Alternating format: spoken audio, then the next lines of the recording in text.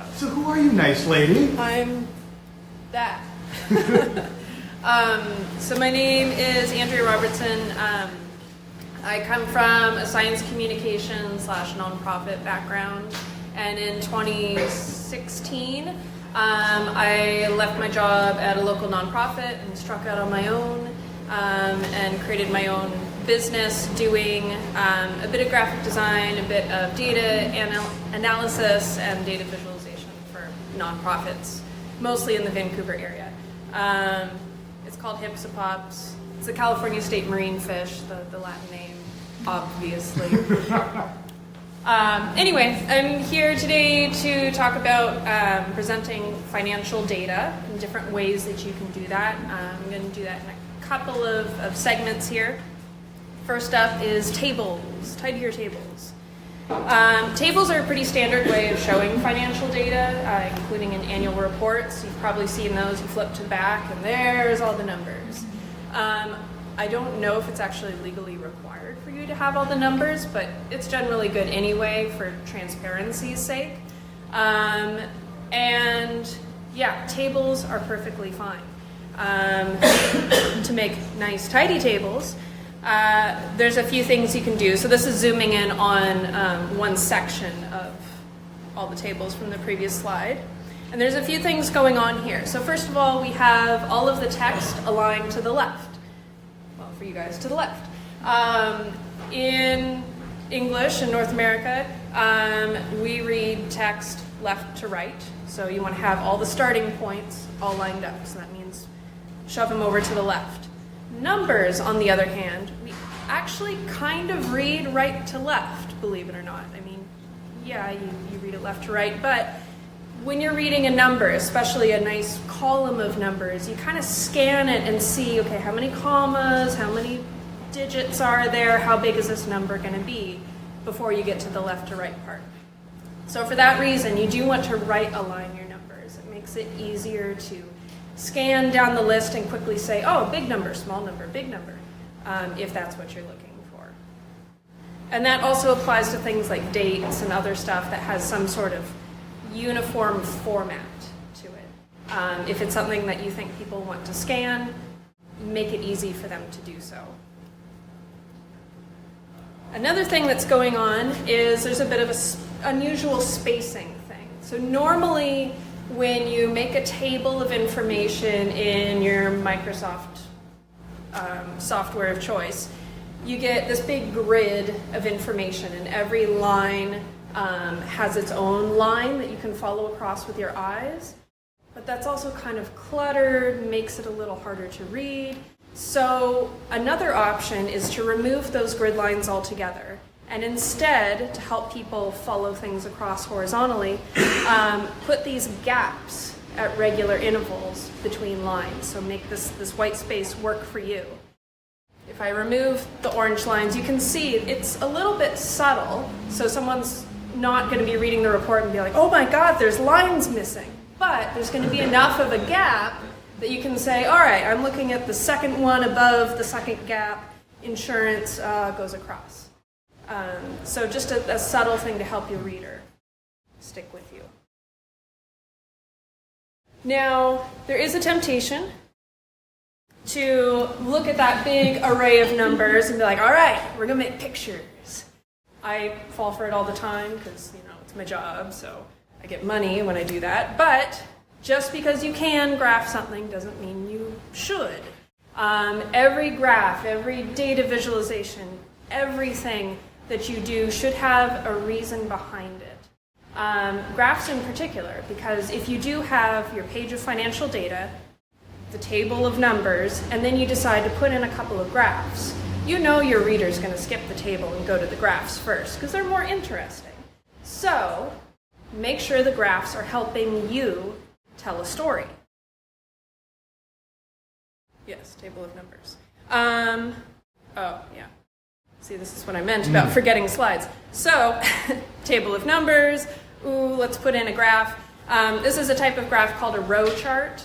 And this is an example of what it would look like if you did just kind of convert table of numbers into endless graph. You'd have a graph, and it's a perfectly readable graph, and you can, scan and look for the big numbers, small numbers, negatives. But it doesn't tell your reader anything. It just shows them that you can make a graph. Same with these area graphs. They're cool, they're informative, but they're not actually saying anything to your reader. So let's walk through making a graph that's a bit more of a story. So I like to break it down into 3 different parts. So first up, choose your message. What are you trying to say in each and every graph? Every time you make a graph, you should go through these. So what are you trying to say? Then choose your emphasis. What about it are you saying? What exactly are you highlighting? Is it a comparison? Is it, some kind of change? Is it a percentage or proportion? And then you can choose your graph once you know exactly what about the thing you're trying to show. So step 1, choose your message. I made up a bit of data, and my imaginary charity would like to say that donations have steadily increased since 2010. That's wonderful. So choose your emphasis. I want to emphasize kind of the second portion of that sentence. So it's steadily increased. That's a good sign. I want to highlight that. And since 2010. So I know that there's going to be a longer string of data there. Hey, that's what I just said. So when I'm choosing my graph, I want to make sure that whatever graph it is, whatever graph type, can show those things, that it's a trend over time, and that it has multiple years of data from 2010 to, this would be 2017 annual report. So the simplest option, first, so I'm going to put the message on here as a caption for my eventual graph. I've fleshed it out a little bit more, something a little more audience-friendly. Thanks to your support, donations have steadily increased since 2010. And the simplest option would be a line graph. A line graph. It's pretty simple. It shows trend over time. You can put those years in there. But your basic line graph that comes out of Excel is going to start out looking something like this. It gets the job done, but it's kind of boring. So let's clean it up a little bit. So first thing, remove those cluttery horizontal lines there, those guidelines. Just that one removal alone makes it a lot clearer and a lot easier to read. But let's go ahead and go fully au naturel. Remove the axes as well, so we just have our line of data. Now that's sort of going a little too far the other direction. We don't have quite enough information. So let's just put the essentials in. We have our starting point and our ending point, and not much in between. This is something called a sparkline. And I chose the sparkline because it does exactly what I want it to. It highlights the starting point, it highlights the ending point, and the reader can still see what happened in between, but they're not going to get caught up in the specifics of the numbers. I don't want them to focus on that, so they don't get a no. Instead, they see that $37,000 in 2010 bumped up to $121,000 in 2017. That's great, and it illustrates the message that I'm showing. Now, if you're making an annual report, you can go one step further and really, tug at the old heartstrings and connect it to your charity in particular. Oh, yeah. So these are really flexible, you can put that line on a graph and show your data and your message, and it becomes a lot friendlier than that table of numbers. So be a bit creative with it and hope that your charity is puppies.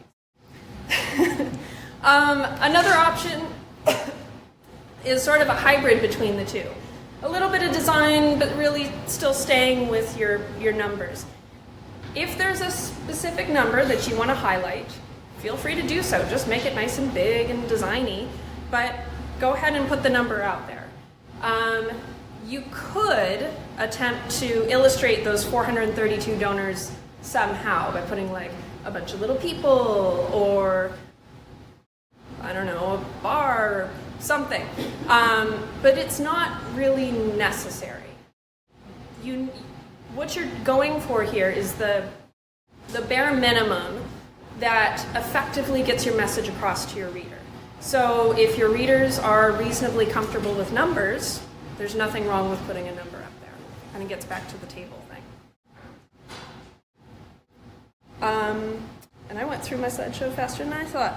I do have a bunch of resources here, and I assume the slides are going to be sent out around, so I won't necessarily go through all of them. But all of these resources are either free or very nearly free, or stuff that you probably already have, like Microsoft stuff. A couple that I'll point out along the lines of the noun project. Flat icon is also a good one. my preference, but they're both great resources, both free.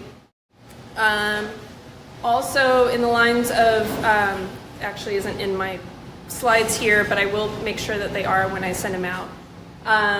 For free, copyright-free pictures like Unsplash and the others, there's a service called ODAN. It's o-dan.net or something, and it searches like 20 of those copyright-free sites all at the same time, including Unsplash. So it's sort of a one-stop shop. Yeah, so there's a bunch of tools out there, free and cheap, that allow you to do data visualizations. All the stuff that I did today was strictly with Excel, and I guess there's a little bit of Illustrator that I used in some of the earlier graphs, but the one with the puppy was exclusively Excel and PowerPoint, so you don't need big fancy software to get a good result. And one final thing, if you do use Illustrator or any of the other Adobe design products, one of my favorite workflows or techniques is to do most of the graphing in Excel. You know, get the nuts and bolts, like 80% of your graph done there. And then go ahead and copy paste into Illustrator, and it actually copies over perfectly well as a vector image that you can then take apart and just use the pieces that you want. It's fantastic. It's my favorite trick. But yes, there's a whole bunch of tools. There's 3 pages of tools in here. You were talking about, there was supposed to be a presenter who was going to do online. Yeah, there's a couple of tools up there, interactive maps and interactive timelines that can be used. Excuse me. It can be used in online annual reports that are totally free and require minimum technical expertise. And there's that. That's me.